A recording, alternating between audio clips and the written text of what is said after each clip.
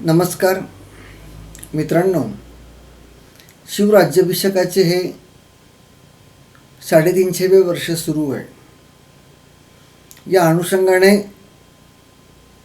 गाव पातळीपासून तर देश पातळीपर्यंत शासनाकडून, अनेक संस्थांकडून, जनतेकडून शिवछत्रपतींच्या विचारांचा जागर व्हावा म्हणून विविध उपक्रम, कार्यक्रम सुरू आहेत.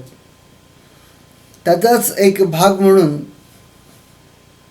या देशाचा एक राष्ट्रनिर्माता शिक्षक या नात्याने मी माझा खारीचा वाटा या माझ्या व्याख्यानांच्या माध्यमातून, या व्हिडिओच्या माध्यमातून आपल्यासमोर ठेवत आहे. मित्रांनो, शिवचरित्र आणि त्यातील 6 जून 1674 झालेला शिवराज्याभिषेकाचा दिवस हा या देशाच्या इतिहासामध्ये सुवर्णाक्षरांनी ज्याची नोंद होणं अत्यंत आवश्यक आहे. नव्हे ती झालेलीच आहे, पण त्याचबरोबर तितक्याच तोलामोलाची चर्चा, ते विचार तुमच्या आमच्या सगळ्यांपर्यंत पोचावेत, त्यावर या देशातल्या प्रत्येक नागरिकाने काम करावं. एक महाराजांचा मावळा म्हणून ते काम होणं अत्यंत आवश्यक आहे. मी स्वतःला महाराजांच्या विचारांचा एक पाईक, एक त्यांचा महाराजांशी एकनिष्ठ असलेला मावळा स्वतःला मानतो. या अनुषंगाने आजच्या या व्हिडिओमध्ये या देशावर झालेली विविध आक्रमणे, त्या आक्रमकांचा इतिहास म्हणण्यापेक्षा त्यांचा दृष्टिकोन, त्यांच्याकडे पाहण्याचा भारतीय दृष्टिकोन आणि महाराजांनी या संदर्भात आखलेलं धोरण, असा एक साधारणतः आजच्या व्याख्यानाचा विषय किंवा एक चर्चेचा भाग असणार आहे. याची सुरुवात करताना मी महाराजांच्या जीवनातील त्या एका क्षणापासून करतो, जेव्हा महाराज, त्यांचा एक जो सेवक आहे, त्या सेवकाचं नाव आहे रावजी सोमनाथ. अफजलखानाचा पाडाव केल्यानंतर किंवा अफजलखानाचा कोथळा बाहेर काढल्यानंतर गडावरून तोफांचे मारे होतात आणि त्याच दरम्यान रावजी सोमनाथ महाराजांना येऊन विचारत आहेत, महाराज, या पळणाऱ्या अफजलखानाच्या सैन्याचा पाठलाग कुठपर्यंत करायचा आहे? आणि महाराजांनी जे दिलेलं उत्तर आहे ते फार सुंदर आहे. ते असं म्हणतात, सिंधू नदीच्या उगमापासून तर कावेरीच्या संगमापर्यंत हिंदवी स्वराज्य व्हावे ही तो श्रींची इच्छा. यालाच वेगळ्याच त्यावेळच्या पारसी भाषेमध्ये असं म्हटलं जातं, अहत पेशावर ते तहत तंजावर. थोडक्यात एक हिंदुस्थानचं चित्र, एक नवीन भारताचं चित्र महाराजांनी आपल्या या वाक्यातनं व्यक्त केलेलं आहे. आज ज्या आपण अखंड हिंदुस्थानची कल्पना मांडतो ती त्यावेळेस अफजलखान वधाच्या प्रसंगात महाराजांच्या मनात असल्याचं आपल्याला दिसून येतं. हा सगळा इतिहास बघताना नेमकं काय घडलं, का आपल्या हातातून हे सगळं निघून गेलं? म्हणजे आपल्या अनेक गीतांमध्ये आपण गौरवाने म्हणतो की अटकपासून कटकपर्यंत किंवा मराठ्यांनी अटके पार झेंडे लावलेत, या सगळ्या गोष्टी आपण ऐकतो. पण मुळात प्रश्न असाच आहे की आपल्याला पारतंत्र्यात जाण्याची वेळ का आली ही समजून घेणं फार आवश्यक आहे. मी खूप लांब जात नाही, खूप आधीच्या कालखंडात जात नाही, पण साधारणतः असं म्हणता येऊ शकतं, एकूण इतिहासाच्या कालरचनेचा जर अभ्यास केला तर इसवी सन 730 पूर्वी, इसवी सन जे सध्या आपण जे इंग्लिश वर्ष म्हणतो त्या अनुषंगाने, इसवी सन 730 पूर्वीचे आक्रमणं, यामध्ये प्रामुख्याने शक, हूण, कुशाण, त्यानंतर अलेक्झांडरचं आक्रमण, असे ग्रीकांची आक्रमणं, असा काही इतिहास आपल्याला त्या ठिकाणी बघावास मिळतो. पण इसवी सन 730ला जे एक आक्रमण झालं आणि त्याच्या आधीची आक्रमणं, या दोन आक्रमणांमध्ये काही मूलभूत फरक आहे. 730 पूर्वी आपल्याकडे जी आक्रमणं झाली ती आपल्या या देशामध्ये मिसळून गेली. म्हणजे आज आपण आपल्यामध्ये लोकांमध्ये जो समाज आहे, या समाजामध्ये अरे हा शक आहे, हा हूण आहे, हा कुशाण आहे, हे नाही ओळखू शकत. म्हणजे ती आपल्यात इतकी समरस झाली, आपल्या प्रथा परंपरा त्यांनी स्वीकारल्या, ती जिंकलीत, पण त्यांनी या देशाला आपलं मानलं आणि या भूमीशी ते समरस झालीत. पण इसवी सन 730ला जे आक्रमण झालेलं आहे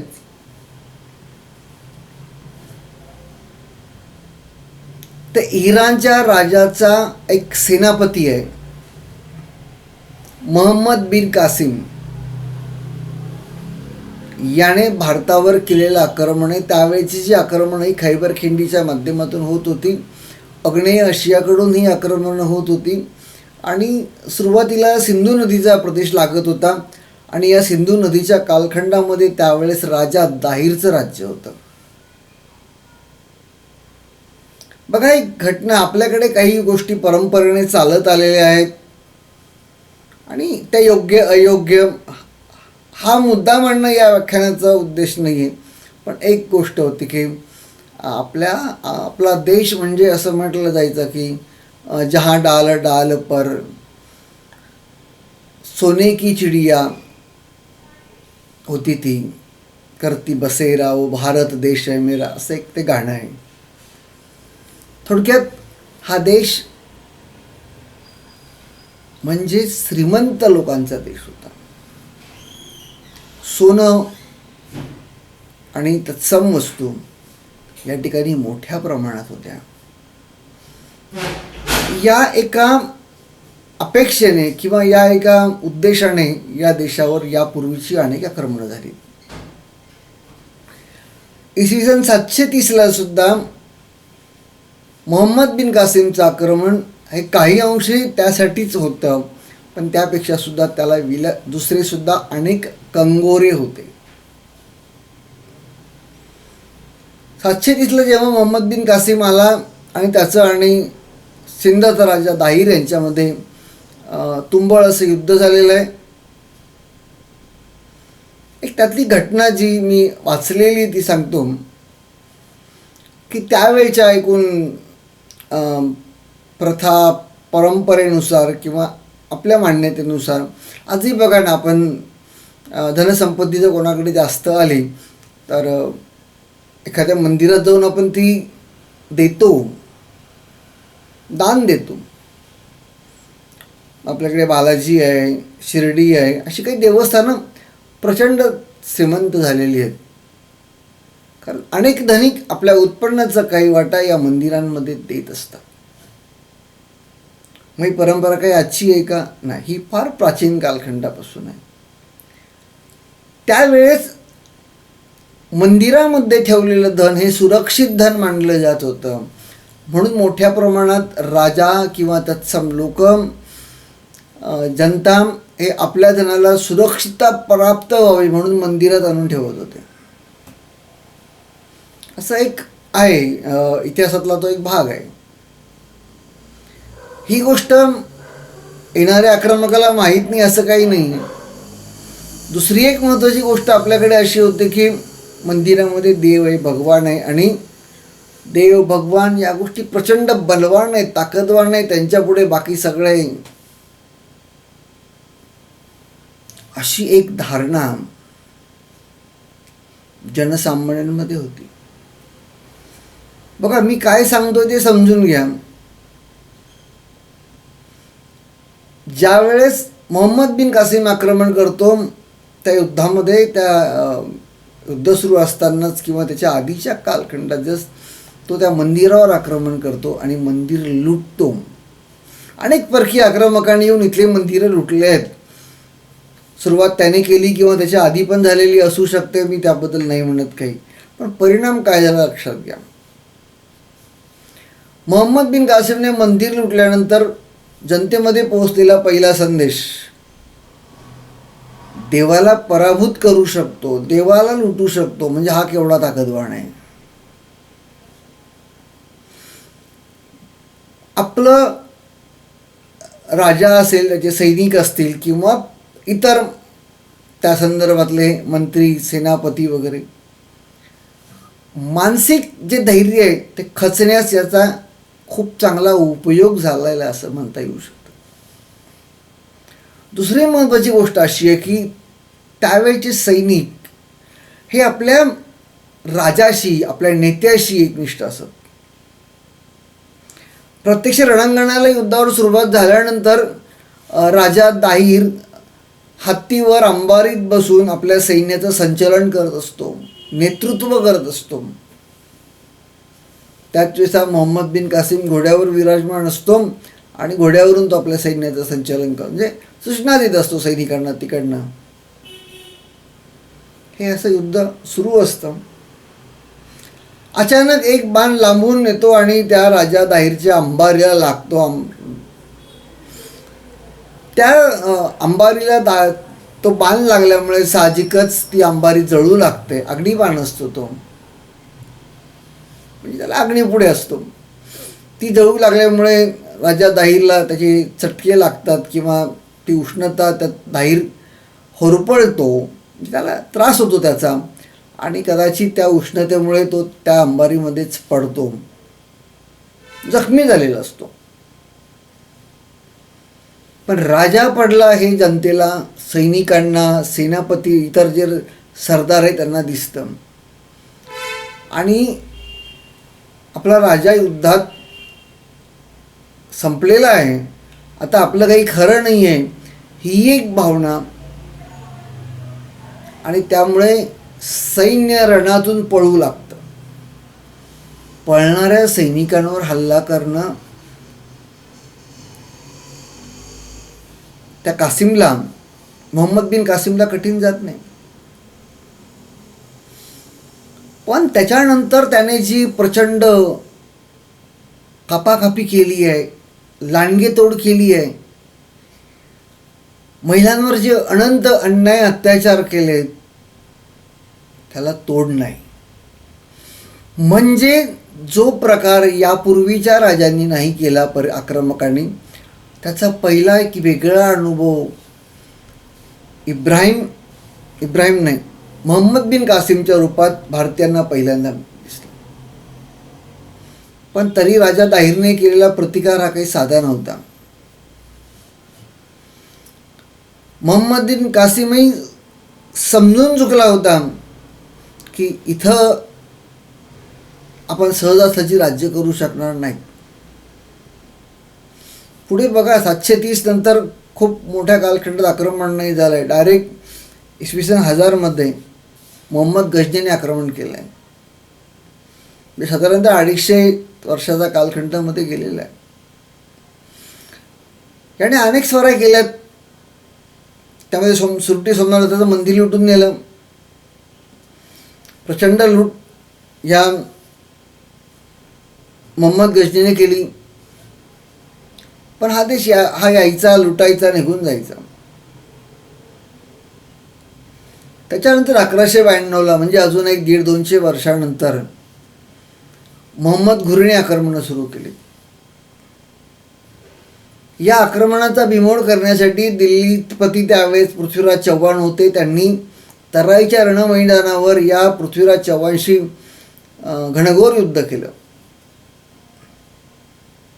1191ची गोष्ट आहे. आणि त्या युद्धामध्ये पृथ्वीराज चव्हाणला विजय मिळवला. मोहम्मद घुरीला पकडण्यात आलं आणि पृथ्वीराज चव्हाण समोर हजर करण्यात आलं. त्याने पृथ्वीराज चव्हाणाकडे हात जोडले, माफी मागितली. अरे माझ्याकडून चूक झाली, मी असं परत करणार नाही, मी पुन्हा आक्रमण करणार नाही. गयावया केल्या, याचना केली. आपल्या परंपरेनुसार आता परंपरा कोणी कशा निर्माण केल्या ते पण सांगतोच मी, पण आपल्या परंपरेनुसार पृथ्वीराज चव्हाणाने मोहम्मद घुरीला माफ केलं, सोडून दिलं. शरण आलेला माफ करावं ही आपली परंपरा आहे. शत्रू सावध होईपर्यंत त्यावर आक्रमण करू नये ही आपली परंपरा आहे. शरण आलेल्या शत्रूला सहारा द्यावा ही आपली परंपरा आहे. अशा परंपरांची निर्मिती केव्हा कुठं झाली असा जर प्रश्न तुमच्या मनात येत असेल तर तुम्हाला सगळ्यांना, आपण सगळ्यांनी टी व्हीवर बी आर चोप्रांचं महाभारत बघितलं आहे. त्या महाभारताच्या सुरुवातीला युद्धाचे नियम आखले गेले आणि पितामह भीष्मांनी हे नियम आखले होते. ते नियम आखले गेले ते आपल्या देशातल्या बहुतांशी राजांनी व्यवस्थित पाळलेले दिसतात. म्हणजे आपण पहिलं आक्रमण करायचं नाही, समोरच्याला पहिले आक्रमण करू द्यायचं, शरण आल्यास त्याला मारायचं नाही, कोणी माफी मागत असेल तर त्याला सहारा द्यायचा किंवा त्याला माफ करायचं. अशा अनेक गोष्टी त्याच्यामध्ये होत्या. आणि या प्रथेप्रमाणे, या परंपरेप्रमाणे पृथ्वीराज चव्हाणने मोहम्मद घुरीला माफ केलं, तो निघून गेला. मधल्या कालखंडात अजून काहीतरी घडामोडी घडल्या. त्या तुम्ही जर तो चित्रपट बघितला पृथ्वीराज चव्हाण, त्याच्यात आपल्याला कळतात. ते सांगणं हा व्हिडिओचा उद्देश नाही आहे, त्यामुळे त्यात वेळ घालत नाही. पण एका वर्षानंतर एक भारतीय राजा, ज्याचं नाव जयचंद आहे, हा जयचंद पृथ्वीराज चव्हाणला आमंत्रित करतो आणि सांगतो की तू ये आणि आपण दोघं मिळून पृथ्वीराज चव्हाणचा निकाल लावू, त्याचा पराभव करू.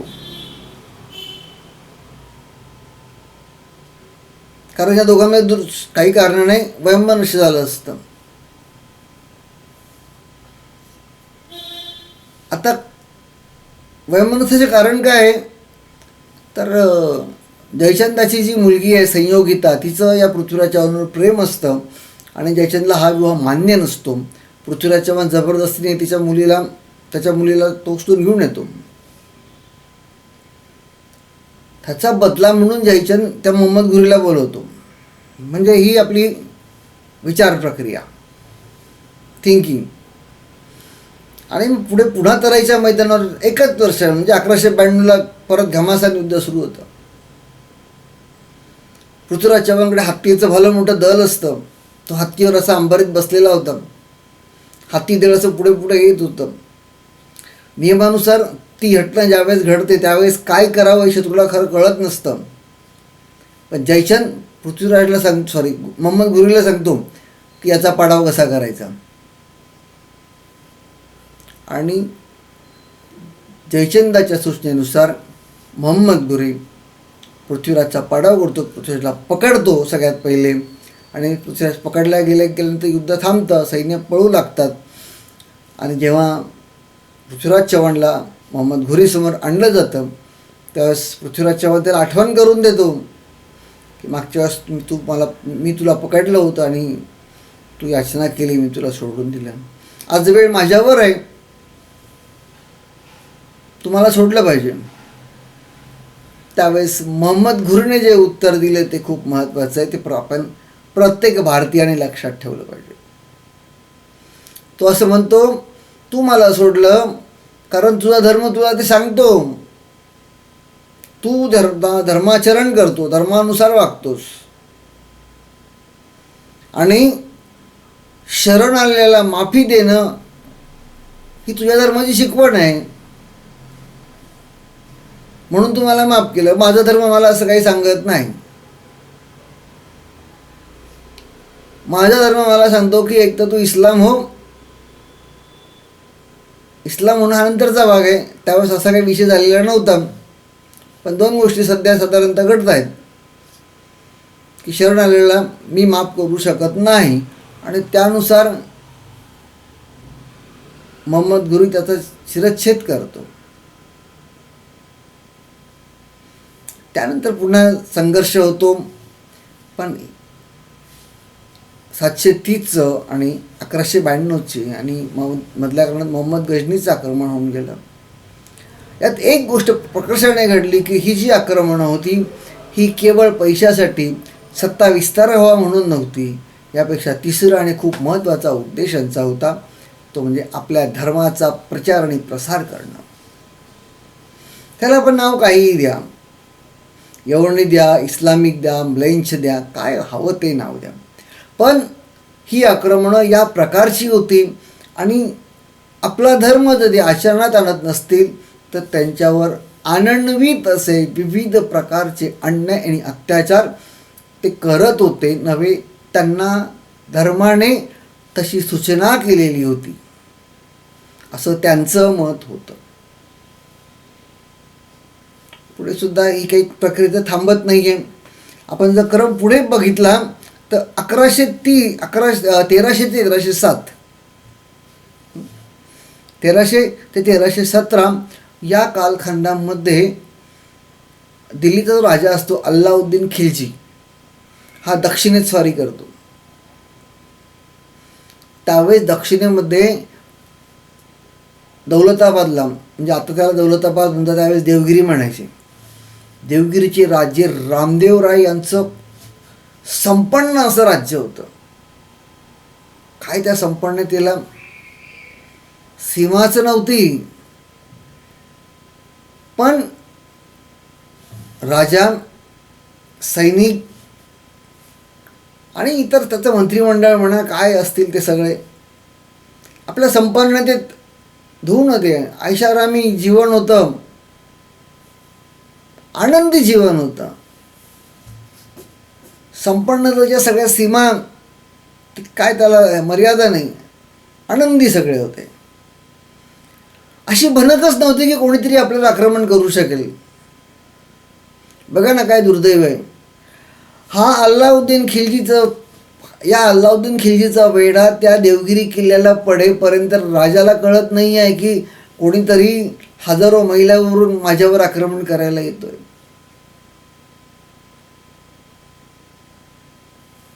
किती मोठी गोष्ट आहे बघा, लक्षात घ्या. आपण पहिलं आक्रमण बघितलं 730चं आक्रमण. त्या ठिकाणी जो राजा आहे दाहिर हा हत्तीवर आहे, पृथ्वीराज चव्हाण हत्तीवर विराजमान आहे. आणि आत्ता 1300 ते 1313 या कालखंडामध्ये अल्लाउद्दीन खिलजी जो देवगिरीवर चालून आला आहे आणि राजाला कल्पना नाही आहे असं काही होतं आहे. कारण अल्लाउद्दीन खिलजीने येताना वेगवेगळ्या आवई अशा उठवलेल्या होत्या. म्हणजे राजाला कल्पना आलीच नाही की हे कोणी माझ्यावर आक्रमण करायला येत आहेत. याला कारण त्या अल्लाउद्दीन खिलजीने उठवलेल्या आवई, त्याला काहीतरी वेगळंच करायचं असं तो सांगत होता. धाडकन येऊन पोचला देवगिरीवर. त्याचा जो मुलगा होता शंकरदेवराय, रामदेवरायचा, हा त्या कालखंडात सैनिकून कुठंतरी दूर गेला होता असं म्हणतात युद्धासाठी. पण तसं काही प्रॉपर असे त्यातले पुरावे भेटत नाही आहे. शिकारीसाठी गेला किंवा काय, कधी येईल याची काही गॅरंटी नव्हती, खात्री नव्हती. किती वेळ, आज उद्या येईल, परवा येईल, 2 दिवसात येईल, 4 दिवसात येईल, काही सांगता येत नव्हतं. अशी एकूण जी स्थिती होती. तरीही रामदेवराय ठरवतो, कारण देवगिरीचा किल्ला अजिंक्य होता, भक्कम होता. गडाचे दरवाजे लावून घेतो आणि मनाशी ठाम निर्धार करतो की याला बसू दे बाहेर, किती काल बसतो ते. काय करतो ते आपण गंमतच बघू. पण 2, 3, 4 दिवसाच्या लक्षात येतं, अरे गडावर अन्नधान्यच नाही आहे, ते संपलं आहे. ते आणलं नाही बाहेरून तर गडावरची जी जनता आहे, नागरिक आहे, सैनिक आहे, त्यांची उपासमार होईल. शेवटी नाईलाज होतो त्याचा. त्याला कळतं की संघर्ष केल्याने तर उपयोग नाही आहे. संघर्षाचा विचार करतो, पण त्याच दिवस एक दुसरी आवई अल्लाउद्दीन खिलजी उठवण्यात यशस्वी झालेला असतो की आता जे सैन्य आणलं आहे ते 8,000 आहे, पण पाठीमागून लाखभर सैन्य येतं आहे माझं. रामदेवराय गर्भगळीत होतो, प्रचंड घाबरतो खऱ्या अर्थाने. आणि या नाईलाजापोटी तो अल्लाउद्दीन खिलजीशी तह करतो त्या तहामध्ये त्याला त्याची मुलगी अल्लाउद्दीन खिल्जीला द्यावी लागते. त्यानंतर सोनं नाणं वगैरे प्रचंड संपन्नता असते, प्रचंड लूट अल्लाउद्दीन खिल्जीला या युद्धातून मिळते आणि पुढे तो जातो. नंतर शंकरदेवराय येतो आणि परत संघर्ष होईल असं वाटतं, पण रामदेवराय म्हणतो की तह झालेला आहे आणि ते पुढे हा संघर्ष असा अप्रत्यक्ष चालू राहतो. पण एकदा तुमचे काही मायनस पॉईंट हे समोरच्याला कळालेत की त्याला विजय मिळणं सोपं जातं, असं काहीसं घडलं आणि यादवांचं राज्य त्यानंतर संपुष्टात आल्याचं आपल्या लक्षात येतं अल्पावधीतच. पुढचं एक आपल्याला आक्रमण बघायचं आहे ते म्हणजे 1556ला पानिपतचं पहिलं युद्ध झालेलं आहे. ते झालं आहे बाबर आणि 1526ला पानिपतचं पहिलं युद्ध झालं आहे आणि ते बाबर आणि इब्राहिम लोदी यांच्यात झालेलं आहे. तसे दोघंही मुसलमान असतात. युद्ध झालं आहे. इब्राहिम लोदी दिल्लीचा राजा असतो, बाबर परकीय असतो. इब्राहिम लोदीसुद्धा हत्तीत बसलेला असतो. प्रत्यक्ष युद्धाला सुरुवात होते. बाबराचा विजय होतो, इब्राहिम लोदीचा पराभव होतो. त्यानंतर बाबर दिल्लीपती होतो. बाबर म्हणजे हा मुघलांचं आक्रमण येते 1526ला या देशावर झालेलं एक महत्त्वाचं आक्रमण. कारण 1526 पासून जी दिल्ली मुघलांच्या ताब्यात गेली ती पुढे 1626, 1726 आणि 1826 म्हणजे बराच मोठ्या कालखंडापर्यंत दिल्लीवर मुघलांचं राज्य होतं. हे आपल्याला इतिहास असताना आपल्याला कळतं. आणि 1857च्या युद्धातसुद्धा दिल्लीचा बादशाह बहादूरशाह जफर असतोच. तो एक वेगळा भाग किंवा वेगळ्या व्हिडिओचा विषयसुद्धा असेल, त्यावर नक्की आपण चर्चा करूया. पण या युद्धामध्ये बाबराचा विजय होतो, बाबर दिल्लीपती होतो आणि त्यानंतर ही गोष्ट राणासंघ जो असतो राजस्थानमध्ये राजा असतो मेवाडचा, त्याला ही गोष्ट खटकते आणि तो विविध राजपूत राजांचं संघटित एकत्रीकरण करतो आणि बाबराचा निकाल लावण्याचा निश्चय मनाशी करतो. प्रचंड मोठं सैन्य राणासंघाला मिळतं, अनेक राजपूत राजे येऊन मिळतात आणि ते जे युद्ध झालं आहे ते खांडवा या ठिकाणी झालेलं आहे 1527. त्याला खांडवाचे युद्ध म्हणतात. बाबराकडे जेवढं सैन्य असतं त्याच्या 3 ते 4 पट सैन्य राणासंघाकडे असतं. युद्धाच्या सुरुवातीची तुम्हाला साधारणतः गंमत सांगायची किंवा गंमत नाहीच आहे, ती गोष्टच आहे किंवा विचार करायला लावणारा मुद्दा आहे की आपल्या समोरच्या राजाकडे 3 पट सैन्य असताना सुद्धा आणि बाबराचे सैनिक सरदार त्याला सल्ला देत आहेत की आपण टिकणाणी यांच्यासमोर हा सैन्याचा सागर दिसतोय मोठा, पण राणासंघ त्यांचं ऐकत नाही. तो मनाशी ठाम निर्धार करतो, प्लॅनिंग करतो, त्याला काही गोष्टी समजलेल्या असतात आणि या संपूर्ण कालखंडामध्ये तो राणासंघाच्या सैन्याच्या 4ही बाजूला तोफा पेरतो की ज्या तोफा राणासंघाकडे नसतात आणि प्रत्यक्ष युद्धाला सुरुवात होते तेव्हा राणासंघाचं सैन्य तोफांच्या माऱ्यामध्ये भाजून निघतं. प्रत्यक्ष युद्धामध्ये राणासंघाचं सैन्य खूप काहीच करू शकत नाही, युद्ध होतं, पण विजय बाबराचा होतो. विजय मिळाल्यानंतर बाबरने जी कत्तल केलेली आहे राजपुतांची त्याला सुद्धा तोड नाही. अगदी म्हणजे त्यावेळेस अशी एक गोष्ट होते की मुंडक्यांचे मनोरे रचले जायचे. म्हणजे तो शरण आला असेल तरी त्याला संपव, त्याला माफी वगैरे हा प्रकार त्यांच्याकडे नव्हताच. त्याला काही पर्याय नाही, म्हणजे ते घडणार. आणि खूप वेगळ्या प्रकारची आक्रमण आहे की 730च्या आधीची आक्रमणं वेगळी होती, 730 नंतरची या देशावर आलेल्या आक्रमणांचं स्वरूप असं पूर्णपणे वेगळं होतं. की महिलांवर होणारे विविध प्रकारचे नको त्या स्तरावरचे अत्याचार, निशस्त्र माणसांना सुद्धा त्यांच्यावर केले गेलेले अत्याचार सांगता येत नाही, इतक्या स्तरावरचे वाईट आहेत.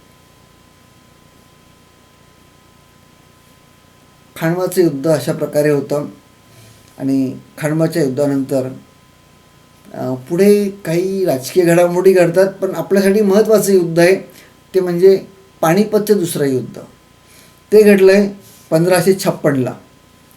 हेमू आणि अकबर यांच्यामध्ये झालेलं आहे.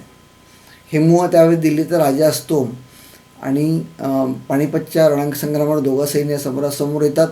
या ठिकाणी हेमू हत्तीवर असतो आणि अकबर घोड्यावर, त्याचं सगळं सैन्य तो एका सेनापतीच्या नेतृत्वाखाली असतो आणि प्रत्यक्ष युद्ध होतं. त्यावेळेस हा हेमू त्या रणांगणात त्याला त्याच्या डोळ्याला बाण लागतो बहुतेक आणि त्याला पकडण्यात येतं आणि शेवटी मारण्यात येतं. दिल्लीची गादी अकबराकडे येते. हे झालं उत्तर भारतामध्ये घडलेल्या काही महत्त्वाच्या घडामोडींबद्दल.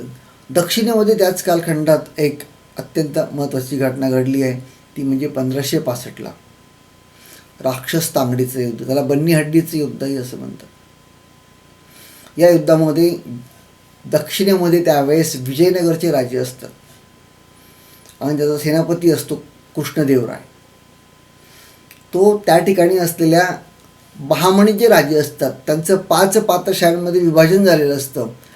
तर या रामदेवरायाच्या विरोधात हे 5ही पातशाह एकत्र येतात आणि राक्षस तांगडी या ठिकाणी दोघांमध्ये घनघोर युद्ध झालेलं आहे. दुर्दैवाने कृष्णदेवरायाचा तोफखाना हा काही म्लाईंच्या लोकांच्या हातात असतो. त्यांच्याकडे त्याने विश्वासाने सुपूर्द केला असतो. ते गद्दारी करतात. तोफा शत्रूवर मारण्याऐवजी आपल्या सैन्यावर मारतात. कृष्णदेवरायाचा हत्ती जो असतो तो बिथरतो आणि आपला राजा दिसत नाही, आपला सेनापती दिसत नाही आहे हे म्हटल्यानंतर त्या कृष्णदेवरायाचं जे सैन्य असतं ते रणांगणातून सैरावैरा पळू लागतं. पळणाऱ्या सैन्यावर चारही बाजूने या पातशाहीचे सैन्य हल्ला चढवतात आणि बेमालूम कत्तल करतात, लांगेतूड करतात. ही 6 महिने चालू असते. कृष्णदेवरायाचं मुंडकं उडवलं जातं, ते भाल्यावर मिरवलं जातं निजामशाहकडून. पुढे आदिलशाह त्या मुंडकं पोखरतो आणि विजापूरच्या अशा एका ठिकाणी लावतो की विजापूरची सगळी घाण त्या कृष्णदेवरायाच्या तोंडातून बाहेर पडेल. अशा प्रकारे हे परकीय सत्ताधीश भारतीयांशी वागत होते. संकल्पना याच्या पाठीमागे काय असेल तर हीच होती की पुन्हा आपल्या विरोधात कोणी आवाज उठवू नये, कोणी राजा होण्याचा प्रयत्न करू नये, ही एक संकल्पना आपल्याला इथं प्रामुख्याने दिसते. दुसरी महत्त्वाची गोष्ट आपल्याला काय दिसते तर या ठिकाणी राजे हे हत्तीवर होते. भारतीय जे काही सेनानी होते, राजे होते, सेनापती होते, हे हत्तीवर होते. या उलट आक्रमक हा घोड्यावर स्वार होता, त्यामुळे त्याच्या हालचाली जलद होत होत्या आणि भारतीय राजांच्या हालचाली या त्या मानाने मंद गतीने होत होत्या. दुसरा महत्त्वाचा मुद्दा यातला असा आहे की भारतीय राजांकडे जे सैन्य शस्त्र होते ते परंपरागत होते मोठ्या प्रमाणात. तुलनेने जो आक्रमक होता तो अधिक प्रगत शस्त्र घेऊन येत होता. त्यामुळे सुद्धा आपला पराभव करणं त्यांना जास्त सोपं जात होतं. तिसरी एक महत्त्वाची गोष्ट मला ती अशी जाणवते की ते आक्रमण करण्यापूर्वी त्यांचा उद्देश आक्रमण करणं, सत्ता विस्तार करणं आणि ते राज्य ताब्यात मिळवणं हा असायचा आणि त्याहीसोबत धर्मविस्तार करणे हा सुद्धा असायचा. या सगळ्या दृष्टीने ते आक्रमण करायचे. इकडं मात्र आपला दृष्टिकोन हा आपण शांतताप्रिय होतो, शांतीची माळ जपणारे होतो. युद्ध होईल किंवा कोणी आपल्यावर आक्रमण करेल याचा विचारही आपण त्यावेळेस खूपसा केलेला नसायचा आणि त्यामुळे बऱ्याच अंशी आपण गाफील असायचो. बऱ्याच वेळा आक्रमण झाल्यानंतर आपण जागृत व्हायचो आणि परत जागरूक होऊन युद्धाला सुरुवात होईपर्यंत आपली मोठी हानी झालेली असायची. असं एकूण चित्र आपल्याला दिसतं. चौथ्या यातला मुद्दा होता की आपलं सैन्य हे राजाशी एकनिष्ठ असायचं आणि त्यामुळे साहजिकच राजा युद्धात दिसेनासा झाला, पडला, त्याला काही झालं तर शत्रू आपलं सैन्य बिथरायचं, घाबरायचं आणि रणांगण सोडून पळत असायचं. तर अशा प्रकारे हे सगळं सुरू होतं. पाचवा एक यातला महत्त्वाचा मुद्दा मला आपल्याला सांगायचा आहे तो म्हणजे या आक्रमकांकडे राखीव सैन्य होतं. ते भारतीय राजांकडे राखीव सैन्याचा अभाव असल्याचं आपल्याला स्पष्टपणे या ठिकाणी दिसतं. आता दोन गोष्टी आपण या ठिकाणी प्रामुख्याने बघत आहोत. त्यामध्ये मला तुम्हाला जो एक मुद्दा सांगायचा आहे तो या प्रकारचा आहे.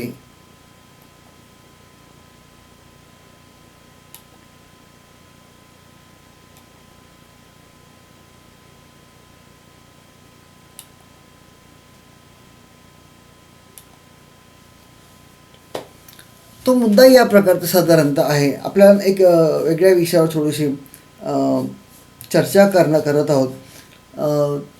त्यातला महत्त्वाचा मुद्दा मला असं सांगायचा आहे की या संपूर्ण व्हिडिओच्या माध्यमातून किंवा आजच्या या चर्चेतनं हा जो व्हिडिओ आपण जो बनवला आहे तो भारतावर झालेली विविध आक्रमणं आणि त्या आक्रमकांचा अभ्यास किती भारतीय राजांनी केला असा एक प्रश्न जर केला म्हणजे प्रत्येक आक्रमणाचा आपण जर वेगळेपण शोधण्याचा प्रयत्न केला आणि त्यावर असा कोण राजा पहिला होता की ज्याने मात करायचा प्रयत्न केला तर याचं जेव्हा मी उत्तर शोधतो तेव्हा माझ्यासमोर एकच नाव येतं. ते नाव छत्रपती शिवाजी महाराज यांचं आहे. जिजामातेने आणि त्यावेळच्या ऐकून त्यांच्या जवळ असणाऱ्या मान्यवर मंडळींनी महाराजांना रामायण महाभारतासहित आपल्या पुराण कथासहित या देशावर झालेल्या सगळ्या आक्रमकांचा इतिहास यथोचित सांगितलेला दिसतो. याचं कारण असं आहे की या परकीयांच्या युद्धनीतीवर ते आक्रमण का करतायत हे खऱ्या अर्थाने समजून घेणारा राजा आणि आपण काय केलं पाहिजे याची जाणीव असणारा जो एक राजा या भूमीला लाभला ते म्हणजे आपले छत्रपती शिवाजी महाराज. थोडीशी काय दोघांमध्ये काय फरक आहे ते आपण थोडक्यात बघूया म्हणजे आपल्याला बऱ्यापैकी अंदाज येईल. पहिला अत्यंत महत्त्वाचा भाग म्हणजे महाराजांनी स्वतःचं एक जबरदस्त असं गुप्तहेर खातं निर्माण केलं होतं. बहिर्जी नाईक या गुप्तहेर खात्याचे प्रमुख होते. शत्रू सैन्याची खडा माहिती महाराजांना या गुप्तहेर खात्यांकडून कळत होती. मग शत्रू सैन्याचे हत्यारं कुठं आहेत, त्यांची झोपण्याची वेळ कोणती आहे, त्यांची मनोरंजनाची वेळ कोणती आहे, त्यांच्याकडे किती सैन्य आहे, किती हत्यार आहेत, किती साहित्य सोबत आहे याची यथोचित माहिती महाराजांना त्यांचा जो गुप्तहेर खात्याचा अतिशय निष्णात व्यक्ती होता त्याचं नाव आहे बहिर्जी नाईक. विविध रूपं सोंग घेण्यात ही व्यक्ती माहीर होती आणि अत्यंत अशी वेगळी व्यक्ती महाराजांनी निवडल्यामुळे किंवा म्हणूया लाभल्यामुळे महाराजांना स्वराज्याचं काम करणं तसं फार सोपं गेलं असं म्हणतोय मी. आणि या सगळ्यामध्ये खूप महत्त्वाची भूमिका होती ती बहिर्जी नाईकाची. इतिहासाने बहिर्जी नाईकांचा किती अभ्यास केला, त्यांना किती न्याय दिला हा एक वेगळा विषय, त्यासाठी वेगळा व्हिडिओ बनवणार आहे मी.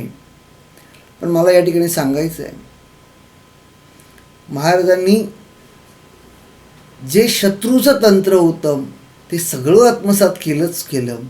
याही पलीकडे महत्त्वाची गोष्ट भारतीय संस्कृती, प्रथा, परंपरा यांचाही मान ठेवला.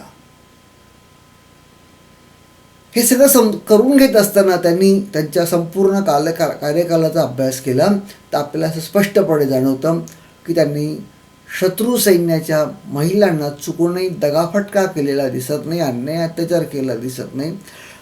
शत्रूची जी रयत होती, जनता होती, त्यांची शेतं होती त्यांचंही नुकसान होणार नाही याचीही काळजी महाराजांनी घेतल्याचं आपल्याला दिसून येतं. हा एक वेगळेपण महाराजांनी जपलेला होता. असं असताना सुद्धा मात्र गुप्तहेर खात्याच्या मदतीने शत्रूची दाणादाण उडवायला महाराज कुठंच कमी पडले असं सांगताच येत नाही. बऱ्याच वेळेला चित्र उलटं फिरल्याचं आपल्याला स्पष्टपणे जाणवतं. महाराज शत्रूवर जेव्हा जेव्हा हल्ला करायचे तेव्हा तो गाफील असायचा आणि तो सावध होईपर्यंत महाराज आपलं इप्सित साध्य करून परत येऊन गेलेले असायचे. असं एक वेगळं चित्र महाराजांनी गनिमी काव्याच्या साह्याने पुढे आणलं. म्हणजे तुम्हाला मला एक गोष्ट महत्त्वाची सांगायची की जगामध्ये अनेक लढाया झाल्यात. मी प्रत्येकाने अनेक लढायांचा अभ्यास केला आहे. पण या व्हिडिओच्या माध्यमातून मला तुम्हाला एक गोष्ट अशी सांगायची आहे की प्रतापगडावर अफजलखानाच्या सैन्याशी महाराजांच्या सैन्याने जो मुकाबला केला, जो त्यांचा पाडाव केला, त्याचं वर्णन जगातल्या सर्वश्रेष्ठ युद्धांमध्ये केलं जातं. उत्तम गनिमी काव्याचं तंत्र त्या ठिकाणी महाराजांनी वापरल्याचं आपल्याला स्पष्टपणे दिसतं. आणि अफजलखानाच्या प्रचंड मोठ्या सैन्याचा तेवढाच सपाटून प्रचंड मोठा पराभव केला. हे यश होतं. दुसरी महत्त्वाची गोष्ट की मी आतापर्यंत सगळं सांगत असताना एक गोष्ट तुम्हाला सांगतोय की भारतीय राजे हे नेहमी हत्तीवर असायचे. महाराजांच्या संपूर्ण आपण कार्यकालाचा अभ्यास केला, शिवचरित्राचा अभ्यास केला तर एक दक्षिण दिग्विजय मोहीम सोडली, त्यात काही काळ त्यांनी हत्तीचा वापर केला, पण बाकी त्यांनी चुकूनही हत्ती दळाचा वापर केल्याचा आपल्याला दिसून येत नाही. त्यांनी त्यांच्या मुख्य लढाया, सर्वच लढाया बऱ्याचशा या घोडदळाच्या साह्याने केल्याचं आपल्या लक्षात येतं. तिसरा एक खूप महत्त्वाचा भाग मला तुम्हाला या निमित्ताने सांगायचं आहे. जसं गनिमी काव्यामुळे महाराज अचानक हल्ला करायचे, त्यासोबत महाराज हत्यारांमध्ये सुद्धा त्यांनी आमूलाग्र बदल केल्याचं दिसून येतं. परिस्थिती, प्रतिशत्रू कोण आहे, शत्रू कोण आहे याचा व्यवस्थित अभ्यास करायचे आणि त्यासाठी कोणत्या प्रकारची शस्त्र वापरली गेली पाहिजेत, त्या प्रकारची शस्त्र ते नव्याने बनवायची. उदाहरण म्हणून सांगतो लगेच की अफजलखानाचा वध केला त्या बिचवा किंवा वाघनखांच्या साह्याने. आपण इतिहासाचा अभ्यास करून बघा, आपल्या लक्षात येईल की अरे इतिहासामध्ये बिचवा किंवा वाघनखांच्या साह्याने शत्रूचा पाडाव करणं किंवा तो शत्रूसाठी वापरणं हा प्रयोग कोणत्याच राजाने पूर्वी केलेला आहे किंवा युद्धामध्ये कोणी वापरला आहे असं आपल्याला दिसून येत नाही. ह्याहीपेक्षा खूप महत्त्वाची गोष्ट, माझे अनेक व्हिडिओ आहेत, त्यामध्ये एक व्हिडिओ आहे महाराजांचे व्यवस्थापन आणि प्रशासन कौशल्य, अवश्य बघा. त्यामध्ये आपल्याला एक गोष्ट कळते की ती जी जनता होती महाराजांकडे, जी रयत होती ती महाराजांवर अत्यंत प्रेम करत होती. याचं उदाहरण म्हणून मी तुम्हाला देऊ इच्छितो की जेव्हा परकीय आक्रमण करायचा, त्या परकीय आक्रमकाला केवळ महाराज आणि महाराज सैन्यच प्रतिकार करत होता असं नाही, तर जनतासुद्धा प्रतिकार करत असायची. इतकं जनतेचं राजांवर प्रेम होतं. याचं एक उदाहरण म्हणून सांगतो. महाराजांच्या निवर्तनानंतर म्हणजे 1680 नंतर 1707 पर्यंत आलमगीर बादशाह या त्याच्यावर महाराष्ट्रामध्ये ठाण मांडून बसला होता. त्याच्या लाखोंचं सैन्याने अब्जावधी संपत्ती घेऊन गावागावात संघर्ष झाला, प्रत्येक किल्ल्यावर संघर्ष झाला, पण त्या आलमगीरला महाराजांचं हे स्वराज्य जिंकता आलं नाही. त्याचा शेवट याच भूमीत झाला. एक गोष्ट मला या ठिकाणी मांडायची आहे आणि ती खूप महत्त्वाची आहे, ते म्हणजे प्रेरणा. हा एक खूप संशोधनाचा भाग आहे. जनता तीच आहे, बघा लक्षात घ्या, जनता तीच आहे. महाराजांपूर्वी तीच होती आणि महाराजांनंतरही तीच होती, पण त्याच जनतेच्या वर्तनात महाराजांच्या कालखंडामध्ये वर्तन वेगळं दिसतंय, त्याच्या आधीच्या कालखंडामध्ये वेगळं दिसतंय आणि त्यानंतरच्या कालखंडामध्ये अजून वेगळं दिसतंय. जनता तीच आहे. काय अशी प्रेरणा दिली महाराजांनी, ती तुम्ही आम्ही शोधली पाहिजे, त्याचा विचार केला पाहिजे, त्यावर काम केलं पाहिजे. आज काय झालेलं आहे, खरं सांगायचं तर प्रेरणा देणाऱ्या यंत्रणा आहेत ना, त्यात दोष आहे. आणि म्हणून काही अंशी का असेल ना, आपली अधोगती ही होत आहे, किंवा म्हणावी तशी प्रगती होत नाही आहे, असंही आपण म्हणू शकतो. मित्रांनो, या व्हिडिओच्या माध्यमातून या देशावर कोणी कोणी केव्हा केव्हा आक्रमण केली हे मी तुम्हाला सांगितलं. त्यांचा आक्रमण करण्यामागचा जो उद्देश होता तोही मांडला. आणि महाराजांचं वेगळेपण काय होतं या आक्रमकांबद्दल तेही मांडलं.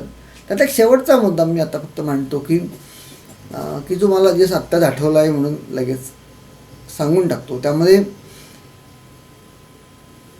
परकीय आक्रमक हा परकीय आहे, त्याने या देशामध्ये माझ्याच म्हणजेच आपल्याच अटीवर शर्तीवर राज्य केलं पाहिजे. राज्य नाही, आपल्याच अटी आणि शर्तीवर थांबलं पाहिजे. राज्य नाही केलं, राज्य आपणच करायचं. माझा देश आहे, त्यात माझंच राज्य असलं पाहिजे. बाहेरच्याने येऊन राज्य करता कामा नाही.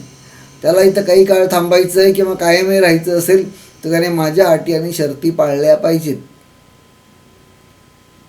हे जे महाराजांना समजलं होतं, दुर्दैवाने ते त्यांच्या आधीच्या आणि नंतरच्या अनेक राजांना समजलं असं दिसत नाही. कारण ते जर समजलं असतं तर जयचंदाने पृथ्वीराजचा पराभव करण्यासाठी मोहम्मद घुरीला बोलवलं नसतं. आपले अनेक पराभव फंद फितुरांमुळे झाले, ते झाले नसते. महाराजांनी प्रचंड मोठं आरमार उभं केलं होतं, आग्र्यांचं आरमार. ते पुढे पाडण्यासाठी पेशव्यांनी इंग्रजांची मदत घेतली. अटकेपार झेंडे गाडवणारे आपले राघोबादादा पुढे पेशवाईमध्ये अस्थिरता होते आणि त्यात पेशवेपद आपल्याला मिळावं म्हणून मदत घ्यायला इंग्रजांकडे जातात. कर्नाटकच्या नवाबपदासाठी दोन भावांमध्ये भांडणं सुरू होतात. त्यातला एक जण फ्रेंचांकडे जातो, एक जण इंग्रजांकडे जातो. अशी अनेक उदाहरणं आपल्याला मिळतात. प्रश्न आहे इथं पुन्हा तोच की महाराजांनी आपल्या मावळ्यांना, आपल्या जनतेला अशी कोणती प्रेरणा दिली होती. म्हणजे महाराजांचं प्रशासन व्यवस्थापनामध्ये यातल्या काही गोष्टी मांडल्या आहेत मी. जनता महाराजांशी एकनिष्ठ का होती, पण तरी हा एक खूप महत्त्वाचा आणि अभ्यासाचा विषय आहे. यावर काम होणं आज गरजेची गोष्ट आहे.